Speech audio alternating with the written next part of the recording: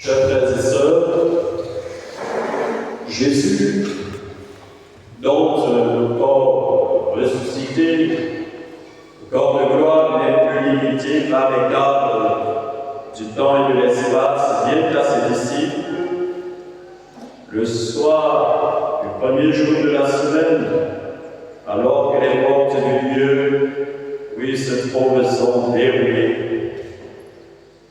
Et en salutation, il leur souhaite la paix. Il leur donne sa paix.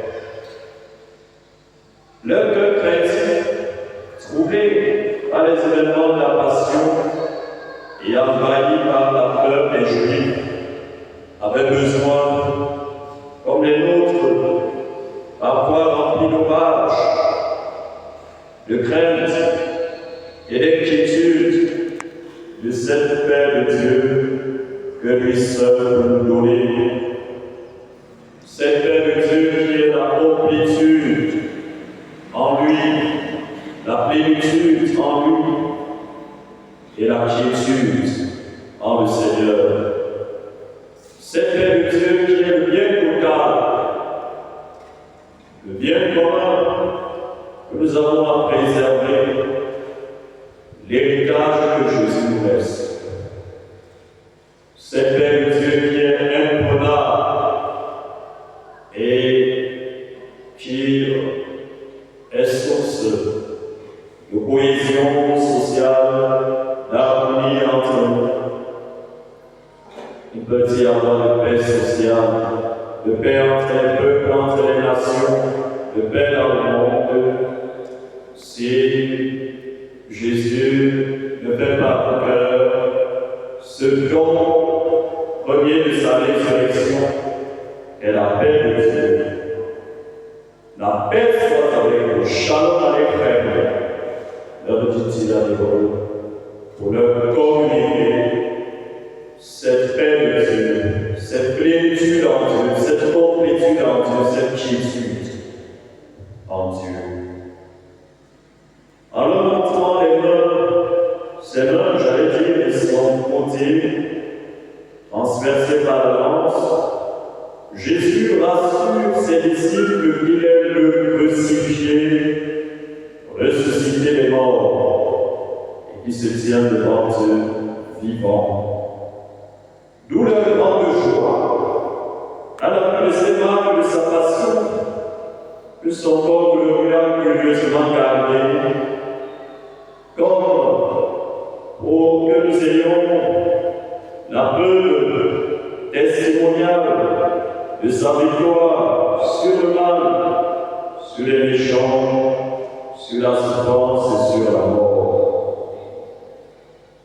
En contemplant, chers frères et sœurs, à la croix, les marques de la passion de Jésus, dans ses mains, ses pieds et son cœur transpercé, soyons rassurés dans toutes nos craintes et peurs. Soyons assurés de sa victoire, qui est aussi la nôtre, sur le mal, sur les méchants, sur les persécutions, sur la souffrance, sur la mort. Et soyons pacifiés, soyons rassurés en contemplant les marques de sa passion.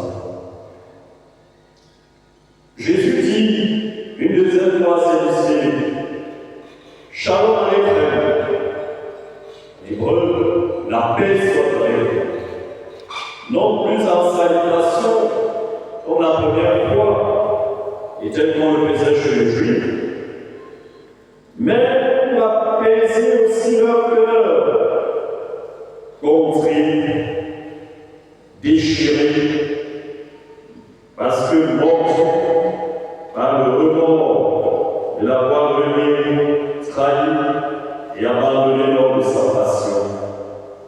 Vous pouvez imaginer le cœur des disciples. Ils n'étaient pas seulement craintifs et apeurés à cause des Juifs. Ils étaient aussi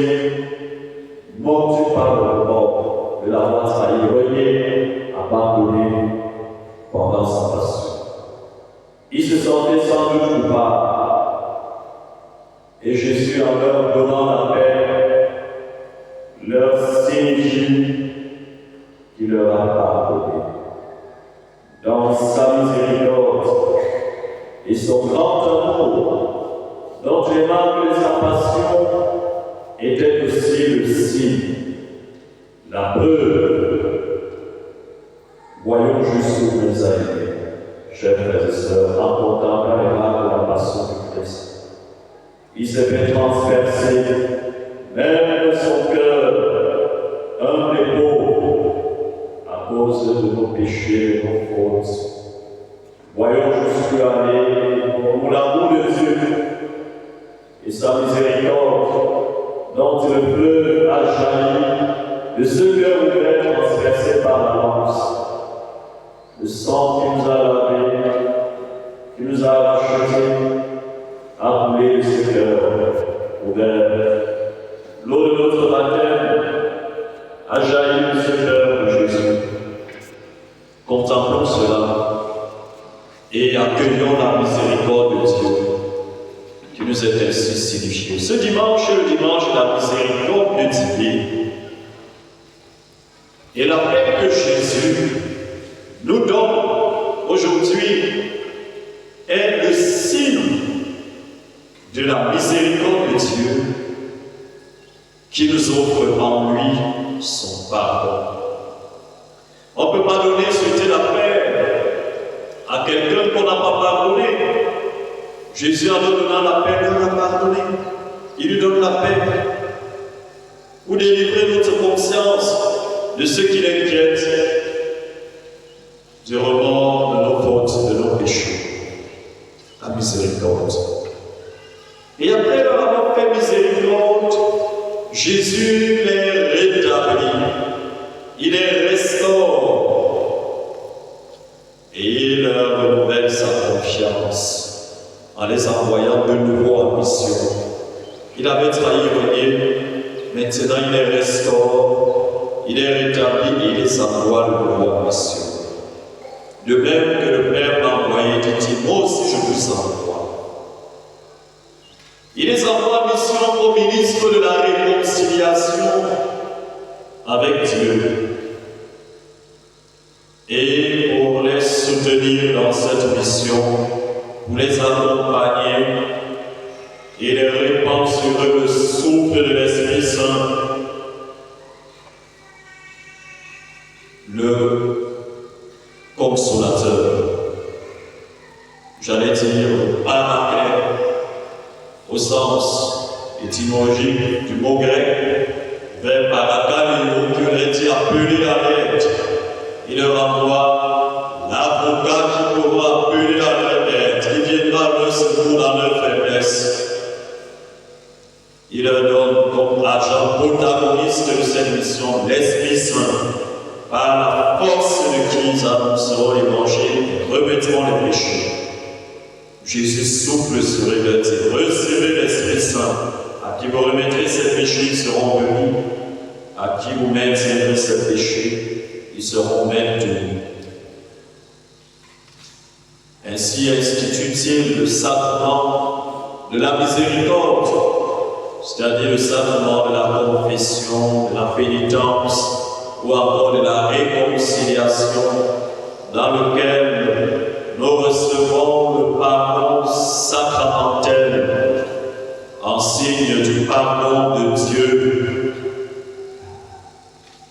Ce n'est pas le ministre qui est un homme plein de faiblesse, pécheur lui-même, qui remet en tant que tel les péchés, mais c'est l'Esprit Saint, le purificateur, le sanctificateur, qui remet nos péchés, les consumant au feu de l'amour de Dieu. Ne fuyons pas ce sacrement qu'il nous faut pratiquer régulièrement, fréquemment. Le sacrement de la confession, le sacrement de la miséricorde de Dieu. Ça ne coûte rien. Il suffit juste d'aller à Jésus, de cœur contrit à l'avancée de ses nombreux péchés, en toute humilité, avec la joie et l'espérance, en la miséricorde de Dieu. se retrouver renouvelés, renouvelés, rassurés, guéris. Ne fuyons pas le sacrement de la confession, le sacrement de la miséricorde de Jésus institué ainsi. Beaucoup nous font douter de l'efficacité de ce sacrement en disant le prêtre qui vous absout de vos péchés est lui-même pécheur. Non, ce n'est pas par sa force que le prêtre est lui-même pécheur. Le prêtre donne le pardon sacramentel, c'est-à-dire en signe du pardon de Dieu. Mais c'est l'Esprit Saint qui révèle le péché. Thomas, l'un des 12, dont le nom Didyme signifie jumeau, peut-être parce qu'il est notre jumeau et que nous sommes semblables à lui dans nos doutes, quelquefois sceptiques, ou les uns peut-être ironiés pour d'autres. Thomas n'était pas avec les autres aussi ce soir-là. Vous l'avez suivi quand ils lui ont dit nous avons vu le Seigneur.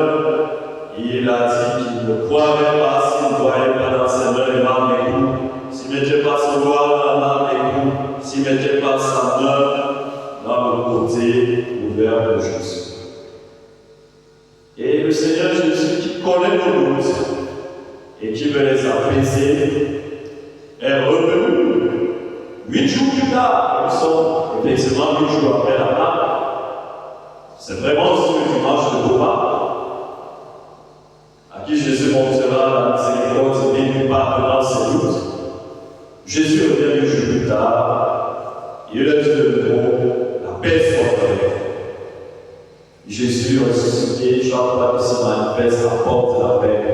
Il donne la paix, c'est le don par excellence de sa résurrection. La paix soit avec vous.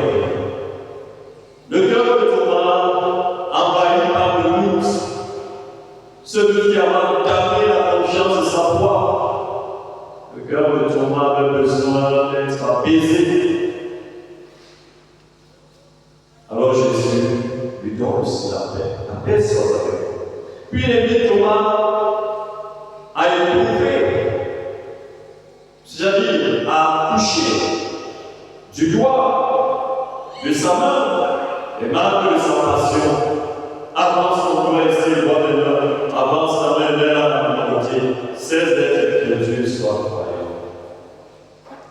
Thomas a été mis à l'épreuve des marques de la passion. Et à l'épreuve des marques de la passion, ses doutes ont été apaisés. Il a retrouvé la foi. Pour que le doute soit apaisé et que nous gagnions un sursaut de foi, nous ayons un regain de foi lorsque le doute a entamé la confiance de la foi dans nos cœurs. Le Seigneur demande à être crédule. Et ne dit pas non plus d'être incrédule, surtout pas. Il nous demande d'être croyant. Heureux celui qui croit sans avoir vu, dit-il à Thomas, qui prie mon Seigneur et mon Dieu par ce qu'il a vu.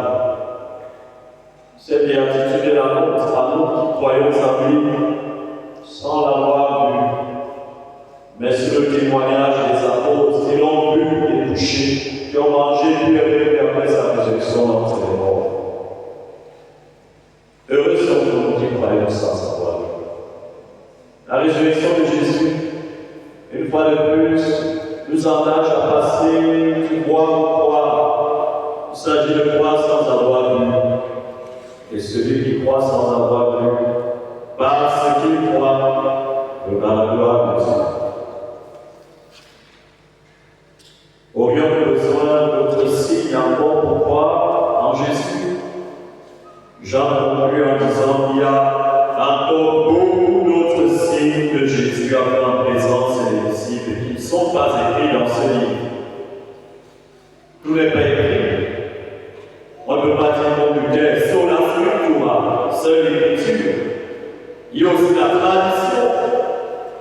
de la communauté de foi qui porte, qui croit, qui célèbre, qui vit beaucoup d'autres choses encore que Jésus a dit et faites et qui ne sont pas consignés par écrit, sur écrit. L'écriture est une modalité de la parole de Dieu. Mais Dieu qui n'écrit pas et qui parle, et qui n'en fait que parler, même si l'Esprit Saint est celui qui a inspiré l'Écriture, Dieu, n'est-ce pas, ou du moins le Christ, s'est révélé bien de manière, dans des temps de vie qui ont été vécus, transmis, enseignés, gardés par la communauté. Et c'est cela le donner la tradition de l'Église, qui est une autre modalité de la parole de Dieu. Jésus a fait tant de choses. Mais ceci a été écrit pour que vous croyiez qu'il est le Christ, le Fils de Dieu, et qu'en croyant, vous ayez la vie en son nom. Croyons en Jésus, et nous aurons la vie en son nom. Il est la vie, il est vivant, il est le vivant. Dieu, son Père, dans sa grande miséricorde, l'apôtre Pierre, nous a fait renaître pour une vivante espérance grâce à sa résurrection d'entre les morts. Il nous a fait renaître par l'eau du baptême. Ayons donc à cœur, puisqu'il nous a fait renaître, de mener la vie nouvelle d'enfant de Dieu, la vie dans l'Esprit Saint. Cette vie que menaient les chrétiens de la communauté primitive de Jérusalem, dont Luc, dans le récit des actes des apôtres, nous livre les 4 assiduités. Ils étaient assidus à quoi? À écouter l'enseignement des apôtres. À quoi d'autre? À la communion fraternelle, à la fraction du pain, de l'Eucharistie où Jésus se révèle évidemment. Et après, c'est assidu aux prières, au temple et à la synagogue. Voilà les 4 assiduités de notre vie chrétienne. Un chrétien peut être assidu à écouter tous les jours l'enseignement de la parole de Dieu. À la communion fraternelle, la vie communautaire, qui est une vie de partage, d'amour, de solidarité. Vous entendez ce que Luc dit? Il dit que tous les croyants vivaient ensemble, le vivre ensemble, qui est un slogan politique comme la constante d'aujourd'hui. Par-ci, par-là, ce n'est pas la lutte inventée. C'était déjà une réalité pour les premiers chrétiens. Ils vivaient ensemble dans une cohésion pacifique, dans l'harmonie de leur différence et de leur diversité. Ils vivaient ensemble.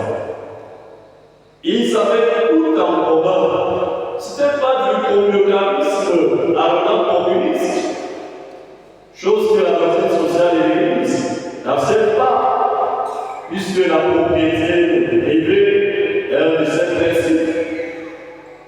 Mais c'est qu'ils vivaient la charité, ils pratiquaient la charité. Et par ces œuvres de charité, ils montraient la miséricorde de Dieu. Quand nous avons reçu accueillir la miséricorde de Dieu, il s'agit pour nous de la montrer aussi aux autres, en pratiquant les œuvres de miséricorde temporelles. Donner à manger à celui qui a faim, boire celui qui a vêtu, celui qui est nu. Ils partageaient. Celui qui a fait l'expérience de la miséricorde de Dieu fait miséricorde aux pauvres quand il partage avec lui. Est-ce que nous menons la vie communautaire? Les chrétiens catholiques viennent à mettre chaque jour, mais par contre, on est même pas le voisin qui a assis, on ne sait même pas où il vit. Et c'est là où on fait une confession chrétienne qui passe parce que là, on connaît chacun. Et si tu n'aimes pas l'église au culte, au temple, le dimanche, on va chez lui. S'il a besoin de quelque chose de l'église, l'assemblée qu'on cotise pour lui venir en aide. C'est ce que vivaient les premiers chrétiens de Jérusalem. La vie communautaire.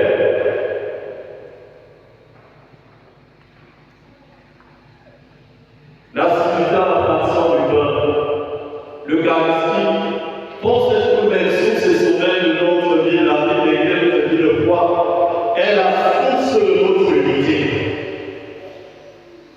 Seigneur, si tu es à la façon de toi, ne serait-ce que le dimanche, le jour du Seigneur, oui, se rassembler dans les 11 églises et les maisons d'église pour célébrer l'Eucharistie. Et soyons ensemble au prière. Que Jésus-Christ, notre Seigneur, qui nous montre dans ses mains, ses pieds, son côté transversé, son grand amour pour nous, nos vastes miséricordes, nous pardonnons nos péchés et nous donnons cette paix de Dieu qui est justement tributaire du pardon du Seigneur qui nous donne dans sa miséricorde. Loué soit Jésus-Christ.